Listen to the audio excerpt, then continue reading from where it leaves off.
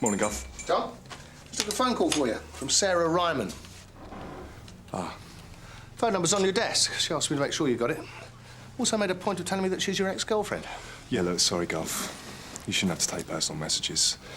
Fact is, she's rung a couple of times this week already, but... You've not called back? No, it's been a long time. Well, you better call back this time, Tom. She's just been burgled. What? Yeah, Narika dealt with it earlier on. You may as well follow it up, seeing as how she's so keen to talk to you. Right. Take Rob with you. Keep your mind on the job. I don't know why you're being so cagey about it. It's an innocent enough question. 3 years ago, satisfied? What happened then? Who done to? But how many more times, Rod? I don't want to get into it. It's none of your business. I'm just interested, that's all. Anyway, you know what they say about old girlfriends? Always good for another spin around the block, you know what I mean? Hey, and she's been trying to get in touch with you as well. This is fate. This burglary is fate. Give it a rest, Rod. Hello? Sarah, it's Tom.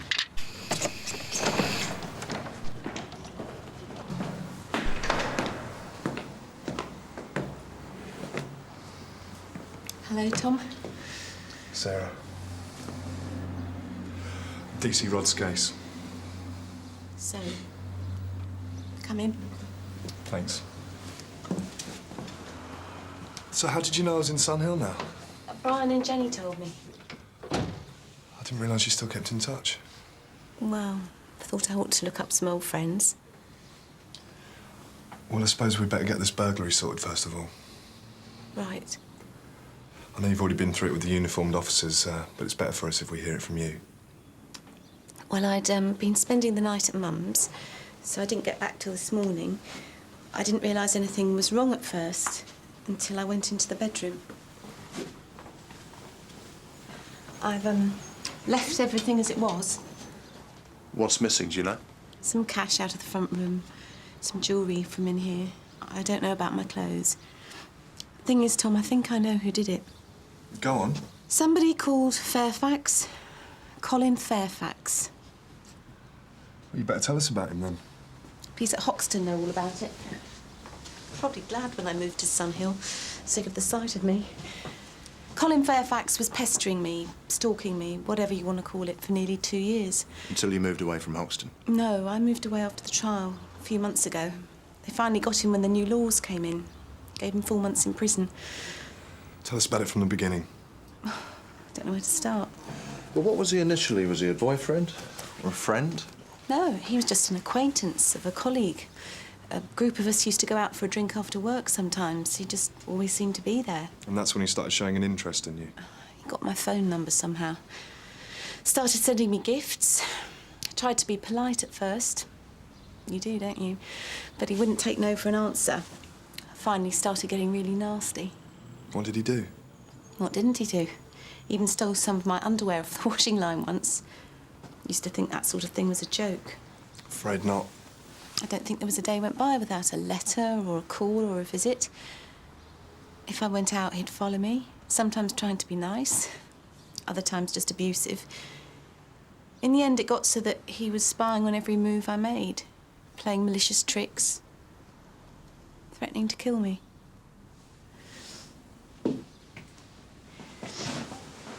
And now you think he's out of prison? I've suspected it for a couple of weeks. I got a call, like the ones I used to get from him. No voice, just somebody sniggering. And I've had this feeling when I go out, like I'm being watched. I'm all alone here. My flatmate moved out last week. That's why I've been trying to call you.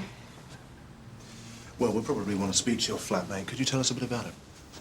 Her name's Clorinda Beech. She's a pharmacist. But she won't be able to tell you anything different. It's Fairfax, Tom. I know it. All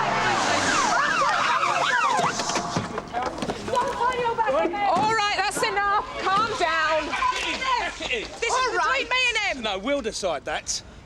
Now, what are your names? Ian Scanlon. And you? Maria, his wife, supposedly. And what's all this about? Ask him, he's the one been screwing around. Oh, don't talk rubbish, woman. Like, it's nothing. It's just a misunderstanding. Go on, you two want to poke your noses in? Ask him about his fancy woman. Look, we're not interested in your personal affairs, but this isn't the kind of racket we want out on the street, is it? Or in front of the little boy, for that matter. Yeah, look, well, we both just lost the rag a wee bit, but it's no big deal, is it? You have your arguments out in the street, someone's going to report a disturbance, aren't they? Yeah, I know, I'm sorry. Well, we'll take it inside, both of us, OK? So how about it, Maria? You going to call it and go back inside? Well, if he's going to stay and talk to me for once, yeah. Just want to see how he tries to worm his way out of this one. All right, then, back in. We'll leave it there. Yeah, right. How much do you want to bet we're going to be back here before the end of the relay? Well, at least they're well matched. Yeah. Been fall in love, eh? Rod, That's Fairfax. what are you expecting, Charles Manson? Look at the number of complaints you made against him. Injunction, arrested for disorderly conduct, criminal damage, another injunction. She must have been driven mad by him. Finally sent down 3 months ago. He could easily be out by now. I'll give Shadwell a call, confirm it. Yes, madam, can I help? I'd like to see Tom Proctor if I could. My name's Sarah Ryman. Can I ask you what it's about? I've got something for him. Oh, right, take a seat.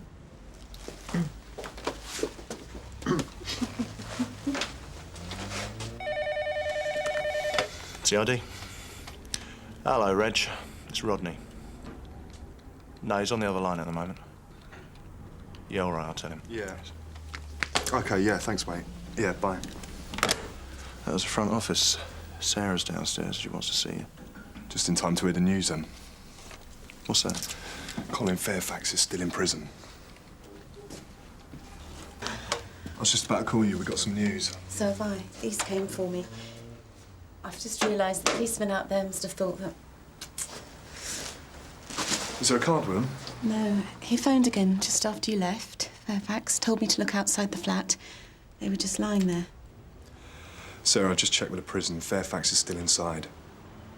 What? Well, there's got to be a mistake. The man that rang, what did he say exactly?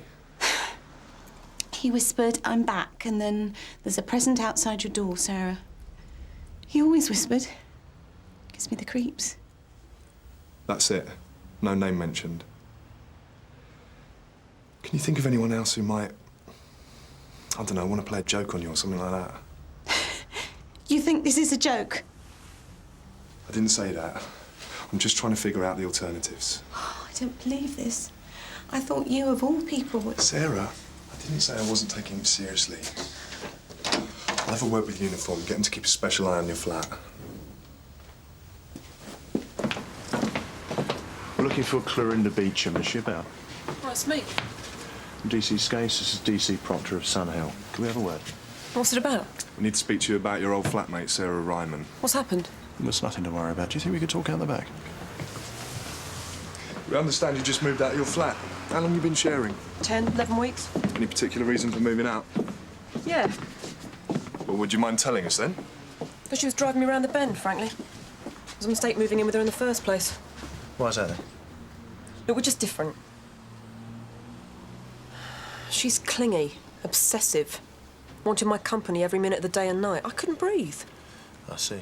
It's the last time I move in with someone I don't know properly. I mean, I know it probably sounds a bit cruel, but it was like living with a frightened rabbit.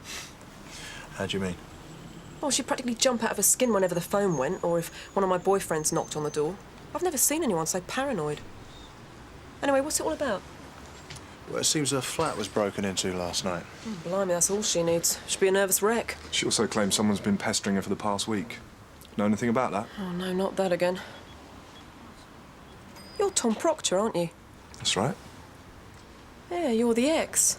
The policeman. She's talked about you. Said a couple of times she was going to get in touch.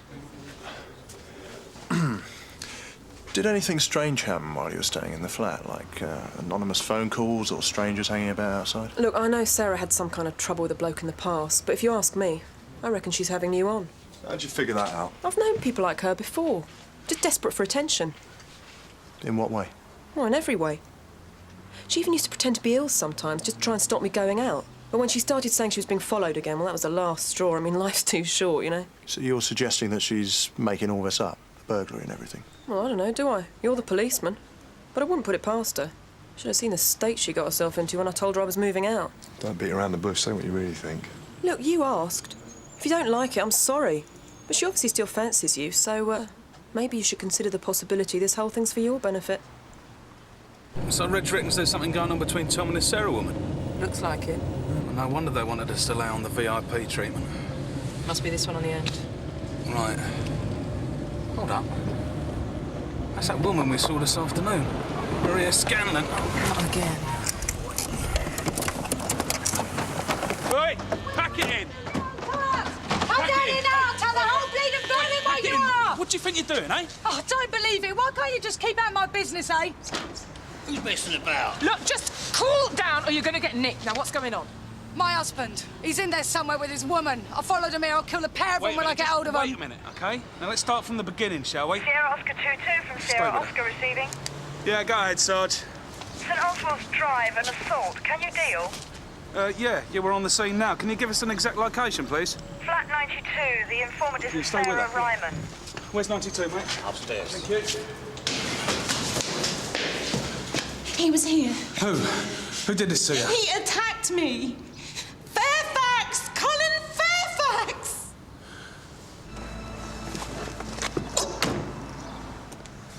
She just told Jamila that her husband was out all last night. Well, that's what's made her suspicious in the first place. Now, when he came home this morning, she found a pair of knickers in the back of his van, and she also found a piece of paper with the name Sarah and a telephone number written on it. Now, obviously, she's decided he's been having a bit on the side. So she followed him and he led her here? Got to be our stalker. You got a description? No, he covered his face. Right, cheers, George. Okay.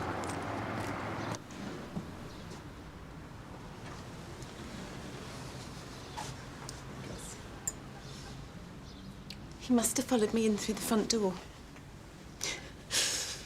I came up the stairs, opened the door to the flat, and he grabbed me from behind. He pushed me inside. I tried to see his face, but he had like a hood on, like a black stocking. He whispered, "I've missed you, Sarah." Then he started touching me. That's when the buzzer went. I think he must have panicked and run off. I think I screamed. All I really remember is dialing 999. One of your neighbours saw a man running out the fire exit. So I finally got a witness then. Sarah, despite what the man said, it wasn't Colin Fairfax. You accept that now? If you say that he's still in prison, then I have to, don't I? Sarah, do you know a man called Ian Scanlon? No. So there's no reason you can think of for him to have your name and telephone number? No. This is the man that you think's been doing these things. He's a suspect, yeah? But I don't understand. I mean, the things that he did, the things that he said. He obviously wanted me to believe that he was Colin Fairfax. Seems that way.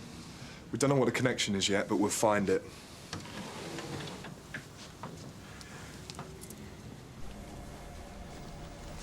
How's this for coincidence, Rod? Scanlon's got a record for burglary, and guess where he did his last bit of stir? Shadwell. Just recently. So it's quite possible he could have known Fairfax inside. And you are thinking that Fairfax could have put Scanlon up to this, or that Scanlon is just a copycat. Dunno.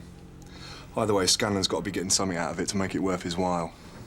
Echo 807 Kilo Uniform Charlie. Is that the one that you took down earlier? Hold on. Here we go. Ian Scanlon. Blue van, registration number Echo 807 Kilo Uniform Charlie. Well spotted, Narika.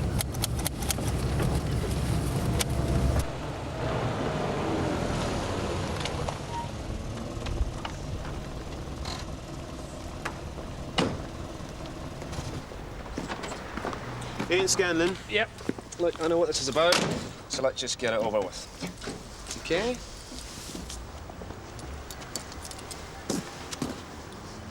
All right. From the beginning, so there's no more misunderstandings. I wasn't getting my leg over last night, despite what the wife thinks, and I wasn't breaking in anywhere either. So where were you? I got drunk, slept in the back of the van in the pub car park. Anyone verify that? Haven't a clue. So how did a pair of women's knickers get in the back of your van? I take it they're not yours. Actually, they are mine. Got loads of them. Plumbing's a messy job. Get through a lot of rags. So you didn't happen to nick them out of Sarah Ryman's flat, then? No. Where are they now? Couldn't tell you. Probably used them when I was unblocking a toilet this morning, threw them out. You're a very careful man, aren't you, Ian? How do you mean? Well, I kind of get the impression that you like to plan things out, to cover all the bases. If you're talking about my job, yes. Plumbing can be a complicated business. You said earlier that you'd been in prison. Shadwell, wasn't it? Yep. Ever meet a man called Colin Fairfax? No. Sure about that?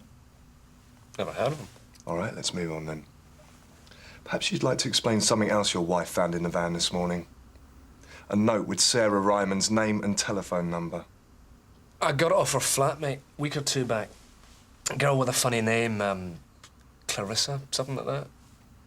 Go on. Yeah, well, I was just doing the rounds, knocking on doors, seeing if anybody needed any work doing, and this Clarissa, but is that her name? Never mind, tell the story. All right, well, the flatmate, whatever her name is, said she was moving out. I have to talk to the other one, Sarah. So I took the number. And that's why I was back there again today, following up, seeing if there was any work. Why didn't you just ring? I was in the area, posting leaflets. Thought I'd just pop in. How did you get into the building? Door was on. That's convenient. So what happened next? Yeah, well, that's when everything went mad. Mad? I went up to the flat, I knocked on the door perfectly innocently, and she just started screaming. For no reason? Yeah. Well, that's why I panicked and ran off. I knew nobody was going to believe an ex-con. Did you indecently assault her? How could I? She didn't even open the door. I reckon she must be one of these nutty women. Mentally unbalanced, you know? The ones who make things up. Right, where were we? Plumber. Oh, yeah. He came round, what, must have been a Saturday afternoon? Sarah was out, but we had a chat. What did he want? Oh, he was asking if we wanted insulation or something like that. Said he could do a special deal. Go on. Well, that's it. I told him I wasn't going to be there much longer, so it was up to Sarah if she wanted any work doing. Did you give him the telephone number? Yeah. Why are you asking this time?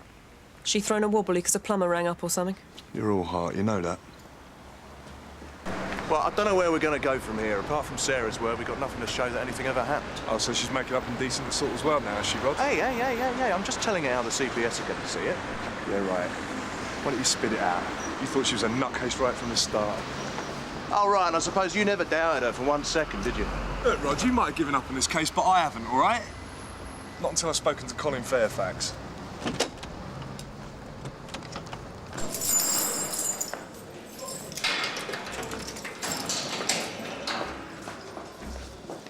Thanks for agreeing to see us, Mr. Fairfax. You know why we're here, don't you? It's about Sarah Ryman. That's right. I'm always happy to talk about Sarah. They won't let me have any contact with you now. I can't write to her or anything. Well, I'm not surprised. She doesn't want anything to do with you. Have a seat. She doesn't know what she wants yet. How do you mean? People keep confusing her, putting up barriers, getting in the way. And you think if people would just leave you two alone, things would be fine? They would. What can you offer her? I love her. Really? Do you know a man called Ian Scanlon? Should I? Well, he was in here until recently. Which is a bit of a coincidence, because I think he's been pestering Sarah. Doesn't that bother you? I mean, I thought you said you loved her. I do. So you'd want to help her any way you could by telling us what you know about Scanlon. I don't know anything about him. He's been following her, frightening her, doing all the things you used to do. Well, I'll be out soon and I'll be able to watch out for her, won't I? Doesn't matter where you are or what you do, Colin. Sarah will never want you. How would you know? Because unlike you, I actually know her. I had a proper intimate relationship with her, not just some sick fantasy. What's the matter? Jealous? Of you? No, she's mine. Sarah can't have had anything to do with you for a long, long time, otherwise I'd have known. That's right, you would. You spied on her for, what was it, 2 years? She just needed to be shown how I felt about her. She still does. You don't know what love is. You just latched onto her, and when you couldn't have her, you just intended to make sure no one else could. No. You're just a sad little herber whose life's passed him by. No. An empty shell of a man who can only relate to women by terrorising them. Your mate is trying to wind me up. Maybe you should have a go instead. No, it's not my party, mate. Well, I'm not trying to make you angry, Colin. Just protective of an old girlfriend, that's all. You see, I think you persuaded Scanlon to carry on stalking Sarah on your behalf until you got out of prison. Why would I? You said yourself. You needed her to know you're still thinking about her.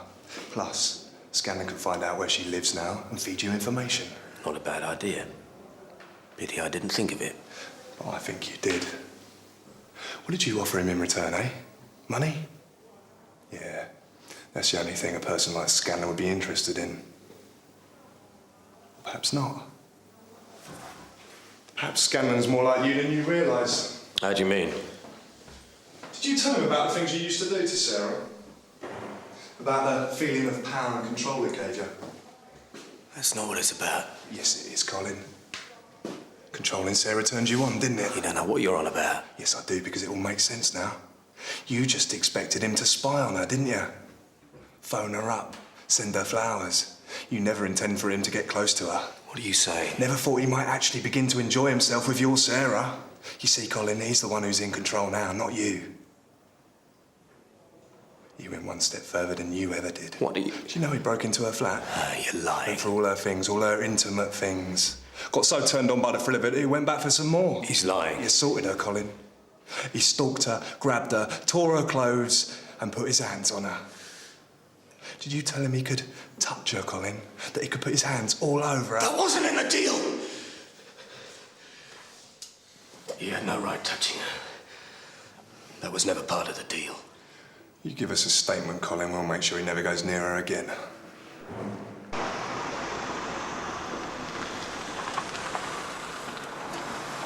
Sarah? Good news.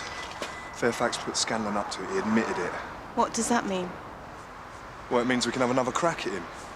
We can interview him again and try and break him down. But why do you have to do that? Haven't you got enough with what Fairfax already told you? It's up to the CPS. But we can also speak to them about conspiracy charges against Fairfax. I don't believe it. I mean, how could I end up with two of them after me? Isn't one enough? Well, with any luck, we can nail them both. I haven't got it in me anymore, Tom. Oh, don't give up. Not now we've made a breakthrough. Today made me realise I haven't got the fight left to go through it all over again. Sarah, listen. I just want to get as far away as possible from when Fairfax gets out. Look, I can help you through this. What's the matter, Tom? Feeling guilty because you doubted me? I'm sorry. I mean, look at me now. But I don't think I can handle you being embarrassed by me. Don't bother to deny it.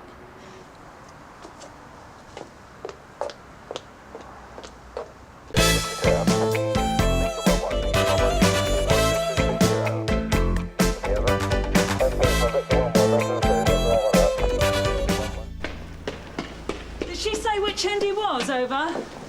Negative, Narika.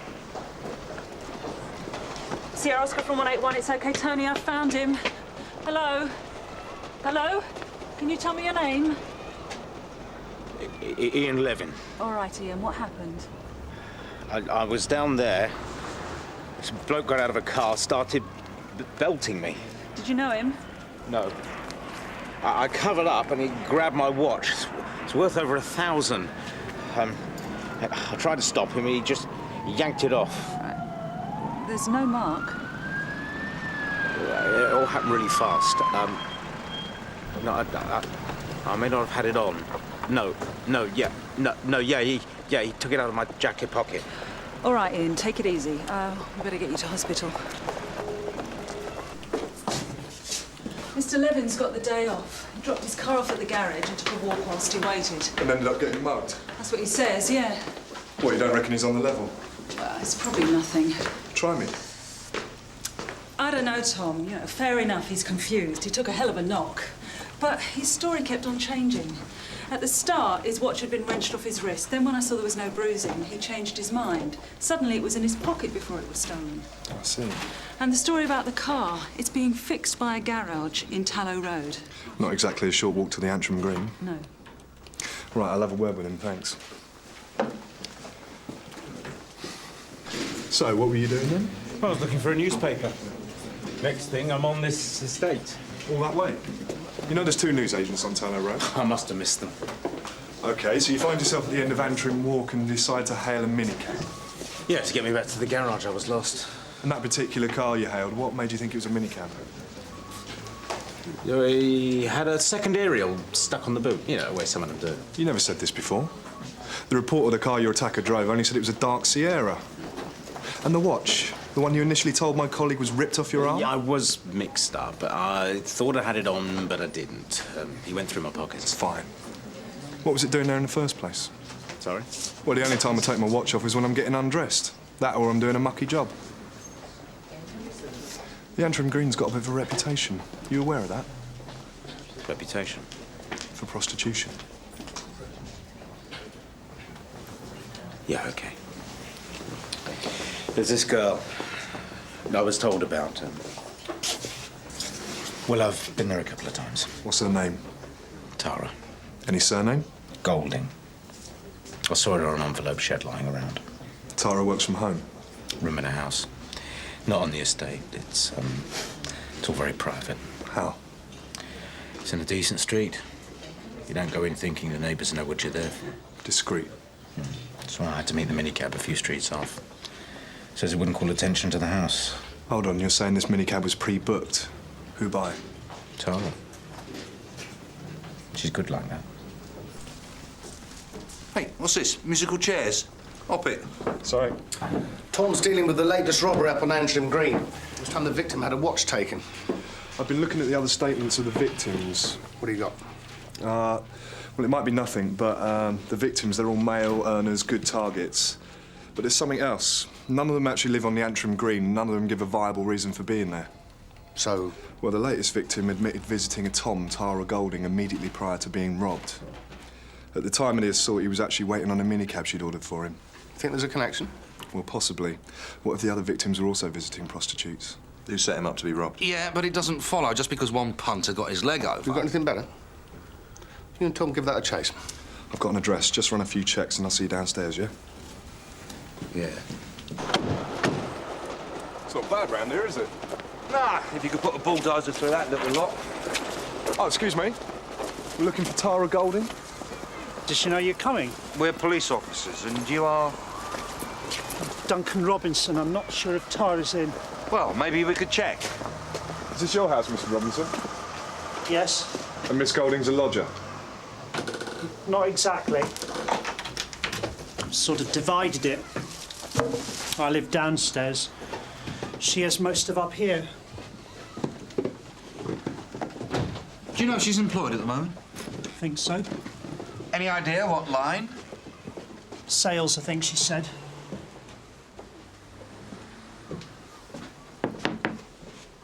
Sorry, Duncan, it was about your milk. I was totally gagging. It's not that. DC Carver, DC Proctor, Sunhill. Can we have a word, please? What about? We prefer to talk in private. We want to ask you about Ian Levin. Who? Late 30s, stocky. He was here this lunchtime. Don't think so. That's what he told us. He had an hour to spare, so he came round to see what you were selling. Apparently he's a regular. Don't know what you mean. What about Jerry Hudson? You'd remember him. He lost 4 fingers in a factory accident. You can't really miss it. No, I don't know him. Oh, come on, Tara. You might con your landlord, but not us. All right. So what? I've done nothing wrong. If blokes come and see me, that's private business. Look, we're not interested in you. We're not investigating you as a prostitute. What then? We have 8 victims of street robbery, including Levin and Hudson. Some of them, or all of them, paid you a visit immediately prior to being robbed. I don't know anything about that. How long have you worked out of here, Tara? Coming on a year. And before that? The curb. And you never learned that getting your pimp to roll over the odd client was a handy side earner? I don't have a pimp. No? I don't work that way anymore. I got things sorted here. Oh, yeah. Nice and cosy, compared with shop doorways and other people's gardens. Be a shame to go back to all that, wouldn't it? What do you mean? Well, I don't suppose your landlord would be too ecstatic to find out what you're flogging up here. You leave him out of it. I've said I haven't got a pimp. I don't know anything. Thanks for your time. Let's leave it. We may need to speak to you later. Don't make it too soon. I thought you were keen to tie her in. Why the switch? We weren't getting anywhere.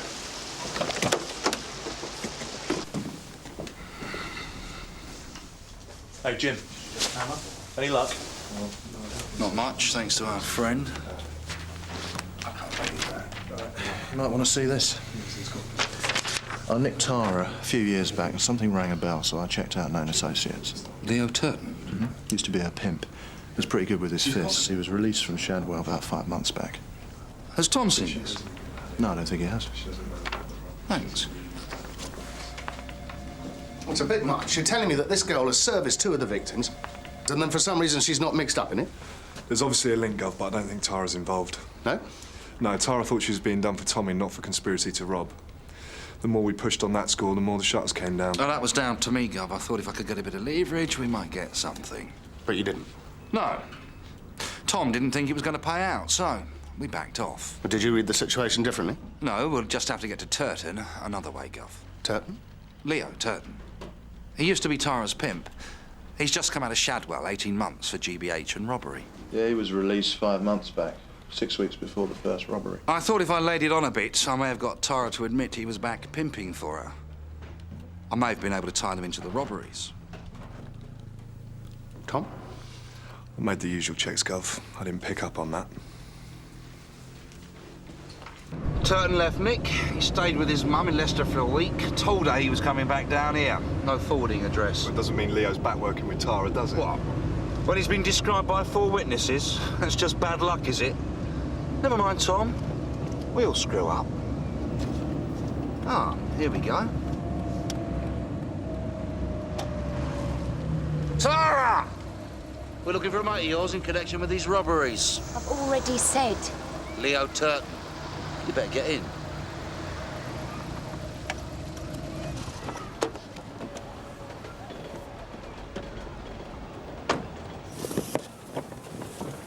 I haven't seen Leo since he got put away. Save it. This lunchtime you were visited by a regular. After you'd concluded your business, you offered to call him a minicab. So? Well, when this so-called minicab turned up, it was driven by a man answering Leo's description. He violently robbed your clients. No. It's obvious, Tara. You pointed your client towards a dark corner and sent Leo after him. No, I had nothing to do with it. Leo's not my pimp no more. Oh, so what's his address? We'll go and ask him. I don't know. I haven't seen him. I don't believe you, Tara. That's what Leo did. I was 15 and wouldn't do some of the things he said. Any time I argued, he said it'd be more of the same. Why'd I go back to that? Them and any they pass my name to. That way they know they have to behave. And your landlord, you've told him about your little setup, have you? No. I don't suppose he'd be too ecstatic to find out, would he? What are you saying? Well, if it got into the papers, say, as the working home of a prostitute, do you think his neighbours know they've got a brothel next door? How's it going to get in there? What are you going to do me for, soliciting? Maybe. How, when I don't? I don't put cards in phone boxes. I don't approach blokes on the street. Oh, so they all come by word of mouth, do they? Yeah. You can't get done for soliciting in your own house. And it's not a brothel neither. There has to be 2 girls practising for that. OK, Tara, the fact is, today's robbery victim was with you just before he was attacked. Now, I reckon we're going to find it's the same thing with the other 7 victims. Doesn't prove I'm anything to do with it. Not in itself. But if we arrest Leo and he tells us that it was you who was setting up your clients, then you're as guilty as he is. How many more times? Of course, there's another way. We've seen proof of the violence you suffered from Leo. Now, if he's bullied you into working with him again... What? That's something a judge will listen to. Your help would be made known. Sure. There's only one problem. I didn't even know Leo was out. Sierra Oscar from 181. I'm on Antrim Green Road now. All received.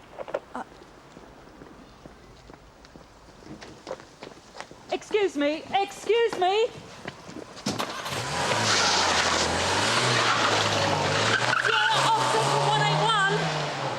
This reported disturbance. Can you do a vehicle check, please? Index Echo 322 Foxtrot Lima Echo. Stand by. 181 from Sierra Oscar. Your car check. No reports.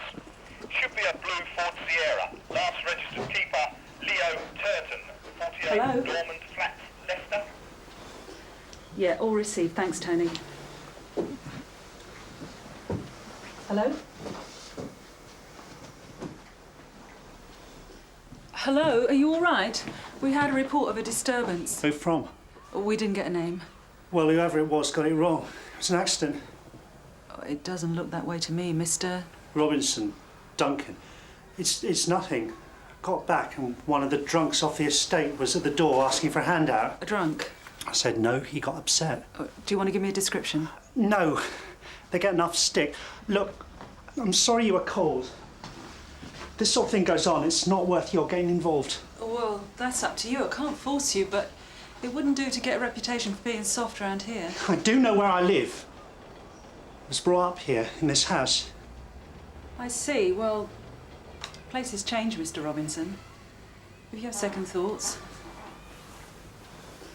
Tara's lying her socks off. You've no proof. What about that victim today? She said she called him a minicat. Was the call actually made? Tara can't remember which company she rang. She reckons she uses different ones to stop them getting used to her calling. It's handy. Marika? Sorry, sir, it was Tom I was after. I don't know if this is connected. I've just come from a disturbance on Antrim Green Road. When I got there was this bloke leaving. Both him and his car fit the description for today's robbery. What number? Number 37, the owner's Duncan Robinson. I did a check on the car. Registered to Leo Turton? Yeah, that's right. The homeowner, the one that was attacked, he seemed keen on the whole thing being forgotten. Did he know his attacker? If he did, he wasn't saying. Where's Tara now? In reception, waiting on a lift. Right, we'll keep hold of her. And what about this landlord? What are the chances of getting him to point the finger, make the connection between Leo and Tara? It's worth a go, if we press the right buttons. Dom? If Jim thinks so, sure. OK. Say Robinson does know. That doesn't mean he's not going to help us. No? No, Tara's played him along. She suckered him into letting her set up shop upstairs. All nice and cosy. And, well, Leo turning up was hardly in her script, and him having a go at Robinson is bound to put the mockers on things. What, enough to get him to grass? Why not? You saw him fussing. Robinson wants to look after Tara. If he tells us that Leo's back pimping for her, then he knows he'd be putting her in the frame as well. So? Well, he's not going to drop her in it just because he's scared on his own account. Oh, you're saying this is all a waste of time? No, I'm saying that we need to get him on our side. We need to give him good reason.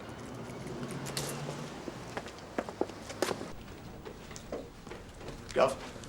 Reg is hanging on to Tara downstairs. Good. Rod? Mm-hmm. About what happened earlier. Innocence doesn't suit you. I'm not going to make a big thing about it. Tom can look after himself. But if you or Jim ever stitch up a fellow officer like that in front of me again, I'll nail your hands to the desk. Right. If what you're saying is correct and Tara is a prostitute, then that's something for you to prove. I'm sure Tara can cope with your allegations. Doesn't it bother you having a prostitute working in your house? I think that's between me and Tara. I see law's one of your interests, Mr. Robinson. I studied it, yes, at university. And you didn't go on for a career? No. You didn't seem overly surprised when we told you Tara was a prostitute. I may have guessed something along those lines. No, I think there's more to it than that. I think you knew all along what Tara was using upstairs for. When we interviewed Tara, she got the law on prostitution off pat. You coached her in that, didn't you? Yes. Where did you two meet? Is this relevant? In the laundrette. My machine was playing up. Tara rescued me. We got talking. She had bruises. And subsequently you invited her to work from your house? Look, I'm not trying to trick you.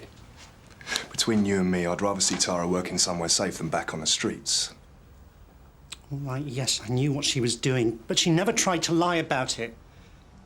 Tara's a knack of being honest, even when the truth hurts. I suppose I felt protective. It's not just that. Tara's company. I like her being here. You thought you could keep her safe. But there's only one problem with that, isn't there? She's not, is she? Tara's back with her old pimp, and you know firsthand how dangerous he is. It was Leo Turton who attacked you today, wasn't it? Look, we need your help. We need you to establish a link between Leo and a series of violent street robberies. Don't know who you mean. That's not true. Duncan, any trouble that you think you might be dropping Tara into by helping us is nothing compared to how Leo can hurt her. I'm sorry, I can't. The bloke whose house you're living in, what's he like? He's not pouncing off me. That's not what I meant. He's good. Been really nice. Never asked for nothing back. Be easier if he did. So you could show some gratitude? All I ever do for him is really simple things. Like what? Ringing up to get things fixed, making sure he don't get ripped off. Does that happen often? People try it on. 'Cause he's different, they figure he's easy. But they know you're not. It's daft, really. What is? Well, he's lived there all his life, but it's like he's the one who doesn't belong. He opens shop doors for people and they gulp at him like he's weird. You said you wanted to show him how grateful you were. You can do that by telling us where Leo Turton is. Why is no one listening? And what's that got to do with Duncan anyhow? An hour ago, Duncan Robinson was attacked by a man resembling Leo Turton. Duncan's not hurt or nothing. No, not this time. But you're going to have to choose, Tara, sooner or later. You can't go on living in both worlds. You said Tara had bruises when you first met. How about the scars that Turton left on her? Did she show you those? If this is meant to frighten me, it doesn't. I know the reality of Tara's work. But you still think you can keep her safe? From the worst excesses of it, yes. I'm sorry. Oh, there's just one more thing. It's hardly worth a mention, but you have got planning permission for this place. What? For Tara to run a business. She's not. No? I think you'll find the council doesn't discriminate between someone running a shop from their own house or using a room for prostitution. That's the Town and Country Planning Act, isn't it, Jim? Yeah. What is it? 28 days to close down or get out? So perhaps Tara's not as safe as you thought she was, Mr. Robinson. And you do that.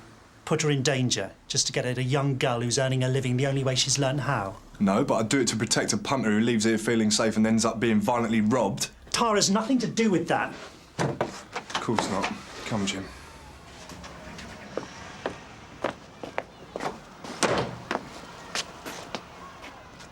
Was all that for real? Just about. There was a test case in Birmingham. You should read more. I'm sorry. We'll come back in then, shall we? Leo Turton came to the door about 3 months ago. Tara was out. But he was looking for her. He seemed to think that since she was living here, I must be her pimp. I asked him to leave her alone. How did he react? Like I'd taken something of his. As if Tara was something to be bought or sold. What happened? He demanded money. From you? He said she could carry on working here so long as he got his cut. Do you take money from Tara? No. I tried explaining that. He just wouldn't believe it. Then what did he do? He threatened to take her back onto the streets. I had to protect her from that. So you came up with a way of keeping Leo happy? No, Leo did.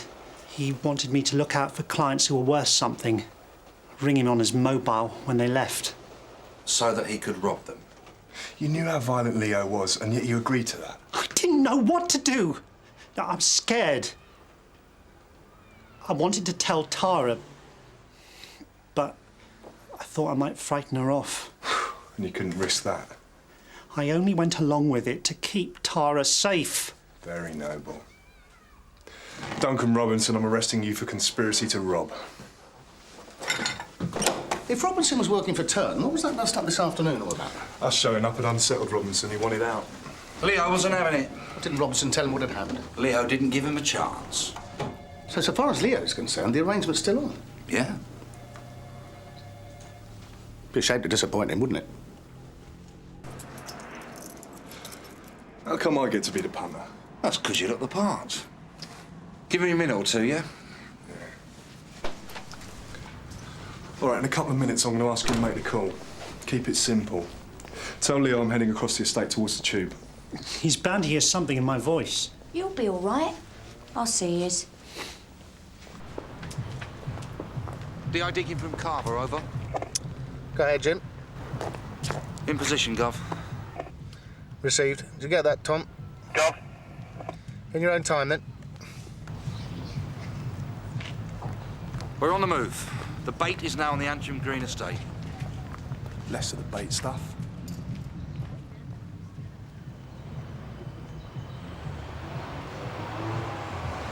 Here he is. Targets on the plot. Targets on the plot.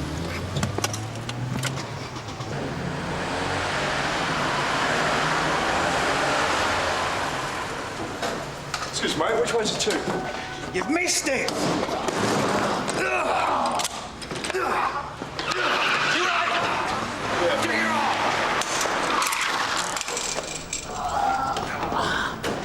Get him up! Right, get up! Leo, it's fun being set up, isn't it? Nice one. Yeah.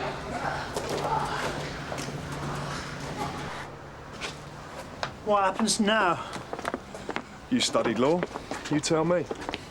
It's mostly theory. Don't worry, Tara'll still be here when you get back. She knows when she's onto a good thing. This'll do wonders for his street cred.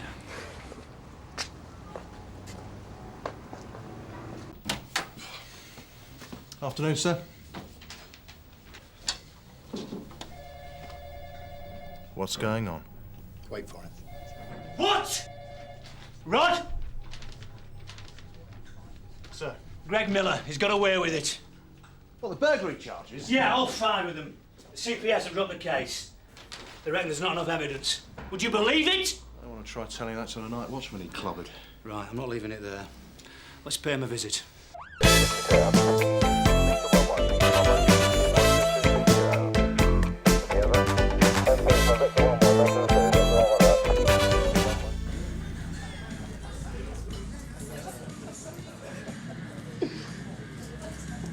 Meadows? What do you want? This is him, lads. DCI Meadows, the man that couldn't make the case stick. I just thought I'd let you know, from now on, every burglary, you're my chief suspect. Excuse me, please. Do you know, he should really be apologising to me, making me sit through all those boring interviews. Well, you know you can stick your tapes now, don't you? All this means, Greg, is that I shall enjoy it all the more when you do get sent down. That's it. Put a brave face on it. No, you enjoy it while you can. Oh, well, here's for Skace and Meadows, Sunhill's finest. They're not quite fine enough, eh? We'll see what happens when you step out of line. In your dreams, in your dreams. Just a matter of time, Greg. When the time comes, I shall make sure that you get sent away for a very long stretch. Oi! Who do you think you're talking to? Get your hands off me! Don't you come in here threatening me. You better behave yourself. Oh, really? What are you gonna do then? I'll nick you for assault. Well, in that case... You nicked, Greg. Just back off, unless you want to join him. Right, sir. Yeah? Not laughing now, are you, Greg? You saw him, lads! He come in here threatening me, right? Right? Sierra Oscar from DC Skate's car check, please. Go ahead, Rod. To Silver Blue Ford Escort Saloon. Mike 251 Lima Tango Hotel. I'm not sure he's done anything, he's just done a runner. The last registered keeper shown is a Graham Thornley, flat 238 Godwick Road. There's no reports. Thanks, Tony. Nice one, Rod. Doesn't know who the bloke is or what he's been up to, but he does know he's given him the slip. Oh, in you go. Just you wait till my brief gets here. Onto it now, Boyden. Greg Miller we know and love. Sir? Well, we're waiting for his brief. I reckon it would be a good idea to check the Thorny Black Eye, eh? Yeah, he did leave the pub pretty sharpish, didn't he? I think he did a runner. Let's go see him. Well, judging by this place, Graham's hardly a big-time villain. Should we try next door? Yeah, That's what gets me about him. He's not one of Miller's usual cronies, is he? Yeah? I'm DCI Meadows. This is DC Scarce, Son Hill. And I'm someone who just got a kid off to sleep. Well, this won't take a minute. It's about your neighbour, Graham Thornley. Oh, he's called you out now, has he? What am I supposed to have done this time? He hasn't called us. We're looking for him. You're after old Misery Guts? Is he in trouble? Would just like a word. Why, I hope it's something serious. And why do you say that? Every 5 minutes he's round here moaning. Turn me stereo down. I've been nicking his bin bags. Oh, he's spouting off about the law. The law? He's one of you. What, a police officer? No. Crown Prosecution Service, as he's always telling me. Does he work at the Son Hill office? I don't know. Just slam the door on him. Thank you. You've been very helpful. Hang on, I want to know what he's done. What do you reckon, sir? What I reckon is, what's a CPS official doing drinking with a villain who's just had his case dropped? Doesn't take much working out, does it? Gov, Chris, Miller's brief's arrived. Ben, are you sure? You're the boss. Guess what? What? The governor reckons that the Miller case was dropped because of a moody CPS official. Then I wouldn't like to be in their shoes. No, me neither. I'm sorry, but I honestly can't see how it's possible. Graham couldn't swear decision, he's only a clerk. Do you think you could check to see if any papers have been taken from the file? There's no way he could have tampered with the file. As you know, every piece of evidence is listed. You didn't see the way that Graham tore out of that car park. There are checks and double checks every step of the way. Look, I realise that none of us like to think of one of our team as being corrupt. Graham Thornley wouldn't say boo to a goose. Well, it looks like he said yes to a few, Bob. Shouldn't we check the facts before we start making accusations? One of them being that he hasn't turned up for work. Why don't you leave me to speak to my colleague who actually dealt with the case? Then I'll review the file myself. I'll wait to hear from you. Well, don't worry. If something has been going on, then I want it rooted out more than you do.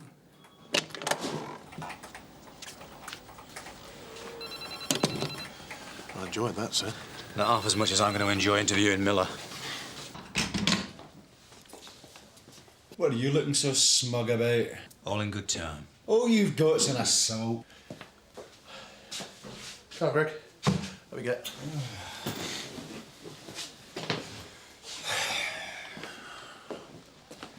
All right. What do you reckon you've got? Oh, he's fishing here. Should we put him out of his misery? We've got the lot. I've just had a chat with the CPS. They're looking at your case file now. See what your friend's been up to. I don't know what you're talking about. What, bribing one of their officials? The CPS are going to throw every charge in the book at you. Oh, yeah, the courts are going to love that one. I'd say think of the sentence. Double it. You're just trying to fit me up because the case was dropped, that's all. You fitted yourself up. If you paid to get rid of the evidence on those burglaries, there's no way you can plead not guilty now. I'd start cooperating if I were you, before we find your CPS friend. I don't have a CPS friend. He's got no file, never been nicked. I can't see him sticking his neck out for you. Do you want to go through? I want to speak to my brief in private, right? It's all right by me, Greg. Right, thank you, Mrs. Roberts. In future, I suggest you keep your speed down. Sorry, this gentleman's been waiting. Good afternoon. My name's Graham Thornley. I believe a DCI Meadows would like a word. If you could just wait a moment. My client has decided to give you his full cooperation. There are some matters he feels uneasy about and would like to get off his chest. Pleased to hear you, Greg. I would like to confess to the bribing of a CPS official. This was a man you were drinking with earlier in the Askell Arms. Aye, except it was his idea, not mine. What, you saying that Thornley contacted you? Thornley? He told me his name was Thornton. He calls me a couple of days ago. Says that he runs the local CPS office and that he's dealing with my case. Suggested that we should meet. When did you meet? He's got a flat in Taunton Gardens. We met in the car park. He says that you've got more than enough evidence against me and that I'm definitely going down, but for £5,000, he'll lose some of it. Get the case thrown out. You paid him £5,000? He says wait until the case was actually dropped. I received notification this morning. I had just handed over the money in the pub when you two turned up. All right, just leave it there for a moment. You said there were a couple of things you wanted to get off your chest. I would like to confess to the 5 burglary charges that were being dropped. Well, you don't have any choice, do you, Greg? The CPS official has already told you that there's more than enough evidence to convict you. And they're about to look at it again, reopen the case. Yeah, but I'm confessing because I feel really bad about this. So what did you do with the gear? Flogged most of it. You'll find the rest in a lock-up on Dello Road. Come on. Do you have to look so pleased with yourself? Well, I'm trying not to, Greg, but it's not easy. Kidding. Talk about being in the right place at the right time. Have a word. Miller's just confessed to the burglaries and bribing the CPS. Then we've got a problem. I've just had Anne Marchant on the phone telling me that the case file hasn't been tampered with. But he's just admitted paying Thornley £5,000. She was adamant, Gov. She said there were no papers missing, and the decision to drop the case was the right one because there wasn't enough evidence to get a conviction. So what's Thornley doing, telling Miller that he'd definitely go down? You better ask him yourself. He's waiting for you in the front office. It's a bit complicated. If I could explain. Well, I wish you would. Well, working at the CPS, I got fed up filing away cases where villains were obviously guilty, but there wasn't quite enough evidence. The cases were being dropped. What, villains like Miller? That's right. Crimes where violence had been involved. So I thought, right, Graham, it's time you started getting your own back. So you've done this before? Oh, yeah. See, as soon as I saw that a case was going to be dropped, I'd give the villain a ring. What, saying you were Thornton? Yeah, it's a bit embarrassing, but I thought Thornton sounded a bit more upmarket.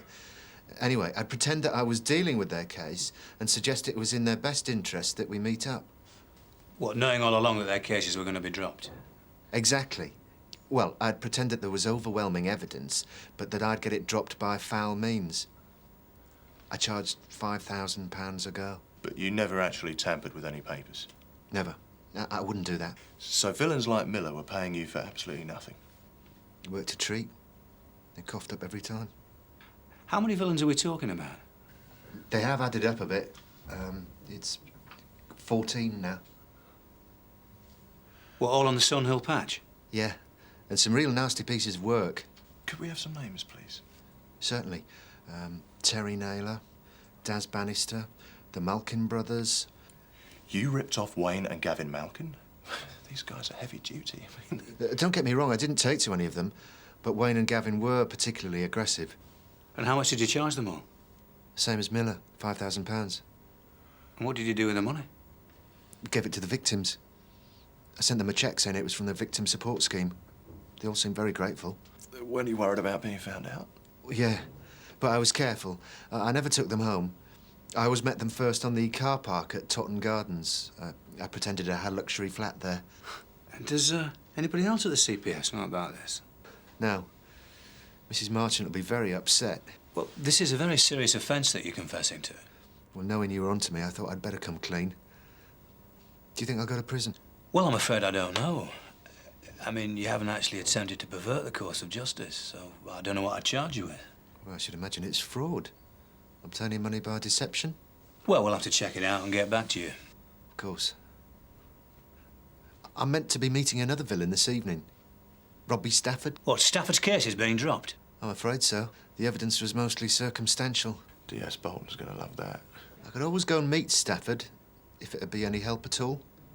I don't believe it. So Stafford just walks free again? Which is why I'm using Thornley. It might get us some sort of a result. Well, I don't see Stafford incriminating himself, Gov. He's far too clever. Tell me about it. It's worth a try. We've still got the surveillance equipment from the College Street Obbo. If we could get Stafford on film. Right, I'll see if Graham can change the meat to his flat. Could you get some tea together, Rod? Graham? Oh, white. No sugar, please. Rod, Sergeant Boyden's been telling us about this Robin Hood character. Where is he? It's just going up to CID with Meadows. What, him? You're joking? What? He ripped off Daz Bannister and the Malkin brothers? Yeah, to name but a few. Might not be much to look at. Looks like a right nerd. I'm going to start a Thornley fan club. Shit, think I'll join you? Yeah, we'll have to get T-shirts printed. Yeah, that's right, Robbie. Flat 238 Godwick Road. I thought it'd be a bit more private. No, I quite understand. My mum was just the same. Yeah, I'll look forward to meeting you then. Thanks, Robbie. He'll meet me at the flat, but it can't be later than 6:30. It's his mum's birthday. He's taking her out for a bite to eat. What's happened? Have you nicked him yet? He's helping us with our inquiries. What's he done? I can't say. Look, we need to set up a surveillance. Surveillance? This is really big time. And we'd like to use your flat as an observation point. Oh, I don't know about that. It could help us get a really good result. Get old Misery Gut sent down. Possibly. Right, you're on. What's all this?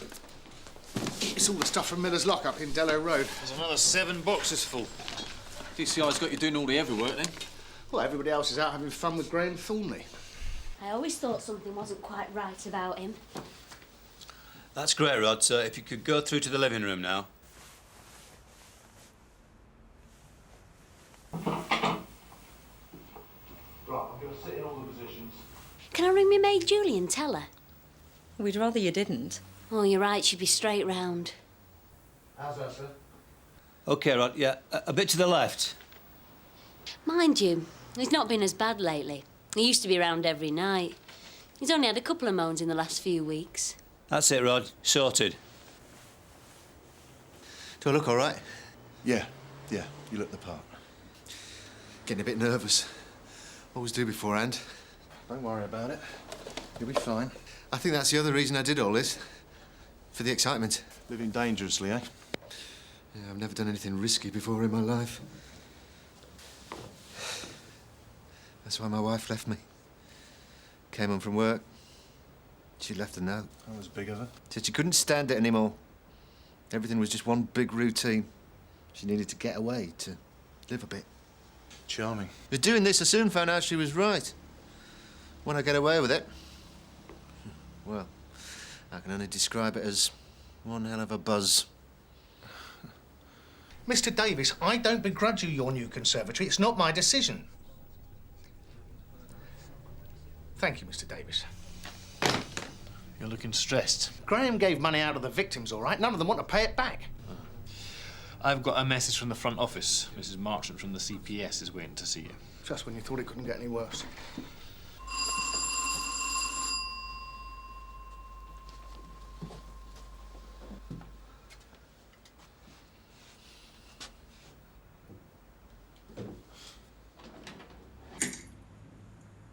Graham.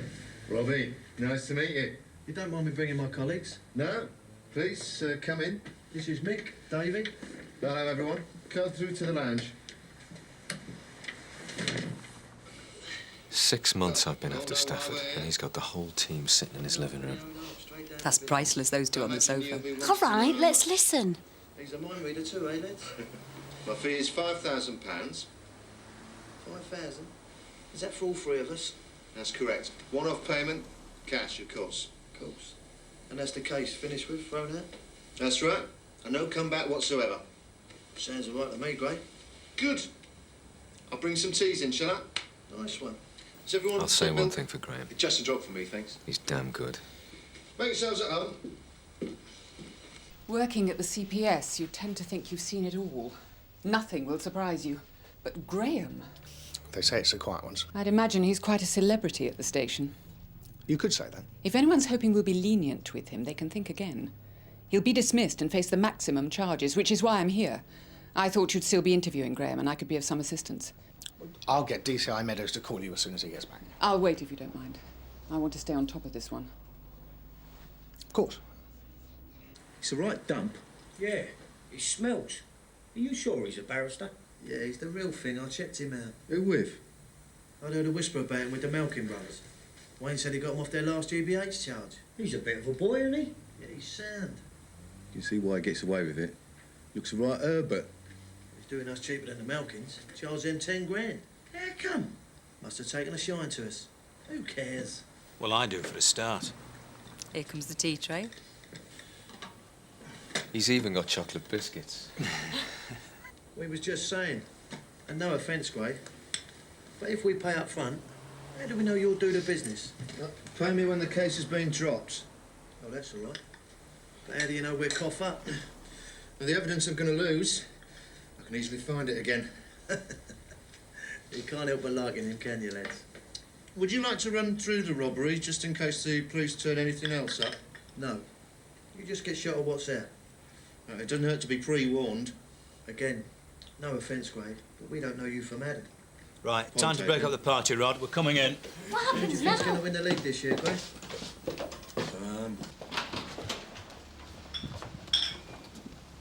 Sorry to be a party pooper, Robbie, but you nicked. I knew it. Shut it. Nicked for what? Attempting to pervert the course of justice. Is he wearing a wire? Come on. I knew it. He set us up. What's the matter, Robbie? Lost for words? We'll be seeing you around, Graham. All right, lads, relax. Enjoy your teas. Rod and Susie will be sorting out your arrests. I want to have a word with you. Certainly. Did it go all right? It went brilliantly. You played a blinder. Thank you. In the kitchen. John, won't be a minute. OK. Now, while you were making the tea, I heard Stafford say that Wayne Malkin had paid you 10 grand. He's lying. You know what Malkin's like? Well, I can always pay him a visit. You don't believe his swords? You know the law as well as I do. You can only help yourself if you tell the truth. All right, I did charge Malkin 10,000. It was so I could send more to the victim. So why did you tell me you charged them all 5? I'd forgotten about that one. All right, well, you give me the victim's name and I'll check it out. I can't think of it at the moment. I don't believe you. I'm sorry, I was going to tell you before. It's just that I thought I'm in enough trouble as it is. You kept the extra 5 grand. I'm afraid so. I saw all those villains living the life of Riley. I thought I'd live it up a bit. So what do you spend it on? The usual. Wine, women and song. I wouldn't put you down for that, so. I had a few weekends away, some expensive meals. So how many other times did you take this bit extra? That's the one and only occasion. Coincidence? Well, it might appear that way, but it's the truth. You have my word. All right, well, I'll leave it there. But I shall be making some inquiries. I'm sorry if I've let you down. If I were you, I'd save your apologies for the judge, Graham. How do you know we're cough up? Now, the evidence I'm going to lose. It's like a chimp's tea party. Except they're more like a bunch of gorillas. We should rent this tape out to uniform. We make a fortune. So what's going on? Well, Stafford and his team have asked for a brief, so we're just waiting for the duty solicitor. Right, let me know when you're ready. Oh, Gov. And Marchant's waiting for you in your office. That's all I need. How did he get on with Graham, Gov? Well, he's admitted to taking 5 grand, but I think that's just the start. Even if he has kept a few bob. I mean, it's only come out the back pocket. Some scumbag, isn't it? Well, it's different if he's keeping it himself. Don't see how. So what are you saying? Just because we happen to dislike the bloke he's thieving from, that makes it all right? Yeah. I heard that. Sorry to keep you waiting for so long. I'm the one who should apologise, as Graham was up to no good. No, don't worry, no. He fooled me too. There's more to Thornley than meets the eye. I shudder to ask. Well, he's not as philanthropic as we thought. He's been keeping money for himself. How much? Well, so far he's admitted to 5 grand. You think there's more? I certainly do. What's he been spending it on? Well, he says wine, women and song, but I can't see that. Neither can I. There again, I had him down as my most reliable employee. Has he ever mentioned a girlfriend? Never. I know he was devastated when his wife left him, but he's never mentioned anyone else. The only thing he's talked about spending money on recently is new furniture. Well, I wouldn't give the stuff in his flat to the Salvation Army. Perhaps he was about to do the place up. I'll make more inquiries. As if the CPS doesn't get enough bad press as it is. I'll bring some teas in, shall I? You've heard he was on the fiddle. Does everyone take Oh, just a saint after all. me, He's certainly enjoying himself. It's a right dump. Yeah, he smells. Are you sure he's a barrister? Yeah, he's the real thing. But whatever he spent his money on, it certainly wasn't that place. He's convincing. Perhaps a bit too convincing. What do you mean? Let me check it out first. I'll leave you to do with Stafford. Charge them 10 grand. Yeah, come.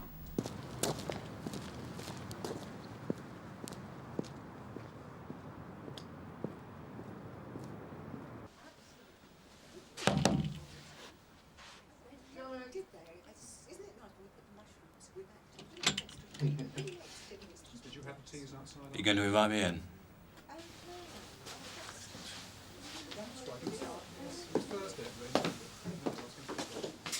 How did you find me? Well, everybody kept mentioning Totton Gardens. I asked the caretaker for Graham Thornton. I see. I did start off with the right intentions, to get back at them. But I began to enjoy being a CPS barrister. It was the first time I'd ever felt important. So you thought you played the part full time? That's right. I only started charging £10,000 recently. I put it towards this place. And it was only when the crimes were particularly nasty. Well, it doesn't make any difference. You kept the money. I'm sorry. So am I. I don't think either of us want to be doing what we're doing at this moment in time. I'm arresting you. Would you mind if we did this outside and I said a quick goodbye to my guests? What, more villains? No, it's just some neighbours round for a drink. Well, be quick. I'm sorry, everyone. I've just got to pop to the station with DCI Meadows. I'm wanted on another case.